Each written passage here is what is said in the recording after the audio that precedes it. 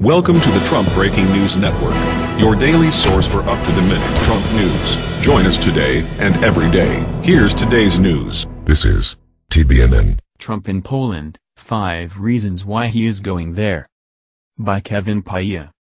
Donald Trump is traveling to the German city of Hamburg to attend a gathering of world leaders. But before he arrives, the U.S. president will stop in Poland, to the delight of its conservative, nationalist government.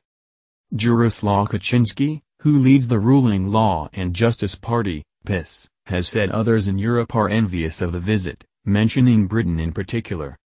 Later this month, Mr. Trump will also make a presidential visit to France. So, why Poland first? 1. A warm welcome. U.S. presidents are almost guaranteed a friendly reception in Poland, and this aspect of the trip will appeal to President Trump and make for good pictures at home.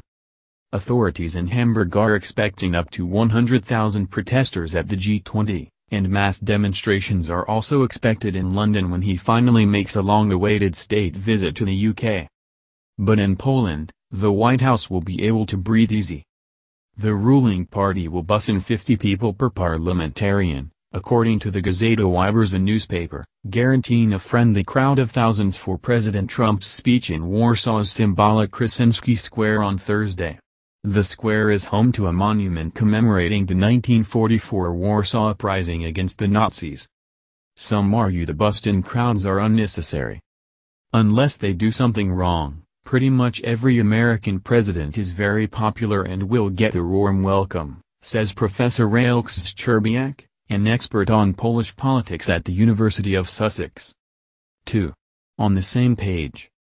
Both Poland's political leaders and Mr. Trump see themselves as being at the vanguard of a populist movement against liberal elites who have dominated politics in the West in recent years. They unashamedly put what they see as the national interest first, be it on climate change or migration, and receive the wrath of many for it.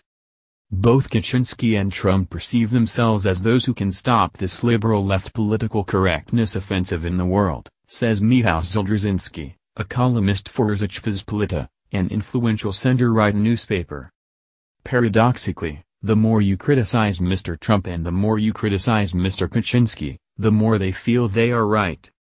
Polish PM Beatus Szydło criticized for Auschwitz speech.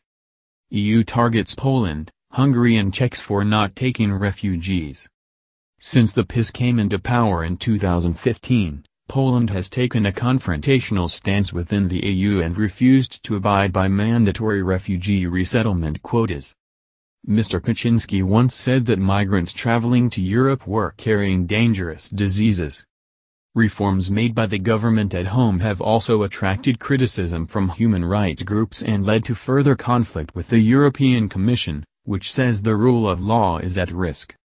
However, while there have been calls for Mr. Trump to raise issues related to human rights and democracy on his visit, few expect him to do so. His address at Kaczynski Square will celebrate Poland's emergence as a European power, U.S. National Security Advisor H.R. McMaster says. Essentially, analysts say, it's a win-win for both sides.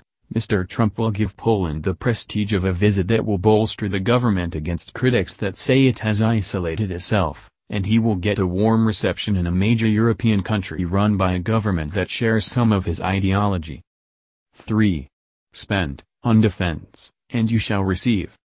The visit also allows Mr. Trump to demonstrate that those who meet the NATO military spending target of 2% of gross domestic product will be rewarded.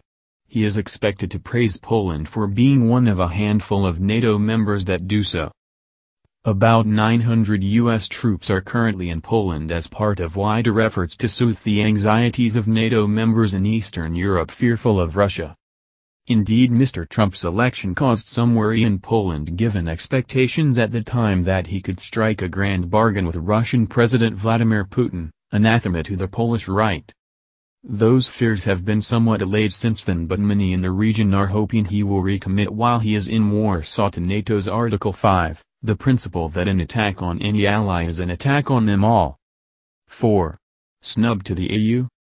During his Poland trip, Donald Trump will address the 3C summit, a Polish and Croatian initiative bringing together 12 nations between the Baltic, the Adriatic and the Black Sea. The summit is part of efforts to portray Poland as a kind of regional leader outside the Franco-German-dominated EU power structure with which it has clashed, says Professor Szczerbiak. And by dropping in, Mr. Trump will be seen giving his blessing to a project that some EU diplomats eye with suspicion. The message is that the U.S. continues to show it's not wedded simply to working with the existing European elites and that it's quite happy to build ties with governments challenging Brussels on certain issues, Professor Szczerbiak says. Tuskro leaves Poland isolated in the EU. NATO and Trump, what future for Atlantic Alliance? 5. It's about the gas. The Polish government is trying to become less energy dependent on Russia, and last month the first ever U.S. liquefied natural gas shipment arrived. For dealmaker Donald Trump, this is another win-win. Poland and other Eastern European countries have a strategic imperative to diversify their energy sources, and the White House wants to sell more U.S. gas overseas. He will be bringing that message to leaders at the Three Seas Summit. That's the news. Join us here every day.